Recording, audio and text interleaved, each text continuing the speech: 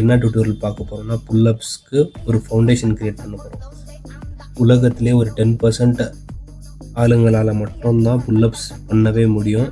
So ஏன்னா நம்ம 100% பாடி வெயிட்டை புல் பண்ணுறோம். ஸோ அதனால தான் இது டஃபஸ்டான எக்ஸசைஸ். ஸோ புல்லப்ஸ்க்கு பேஸே பார்த்தீங்கன்னா நம்ம ஃபஸ்ட்டு ஒரு பாரை பிடிச்சி தொங்கணும். அட்லீஸ்ட் எவ்வளோ நேரம் தொங்கணும்னா 60 செகண்ட்ஸ்க்காவது நம்ம தொங்கி ப்ராக்டிஸ் பண்ணால் தான் நம்ம புல்லப்ஸ்க்கான ஸ்ட்ரென்த்து கிடைக்கும்.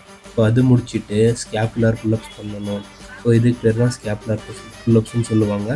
ஸோ இதை பார்த்தீங்கன்னா ஒரு 10 to 15 ரெப்ஸ் ப்ராக்டிஸ் பண்ணணும். பிகினராக இருந்தாலும் சரி, யாராக இருந்தாலும் சரி. அதுக்கப்புறம் தான் நம்ம புல்லப்ஸ் அட்டன் பண்ணணும்.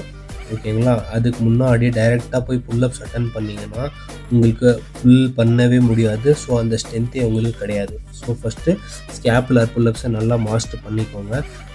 அடுத்து இந்த லெவலுக்கான புல்லப்ஸ் எப்படி பண்ணணும்னு சொல்லி நான் நெக்ஸ்ட் வீடியோவில் போடுறேன். ஸோ இது ஃபஸ்ட்டு ஒரு பேஸை க்ரியேட் பண்ணுறதுக்காக தான். தேங்க்யூ.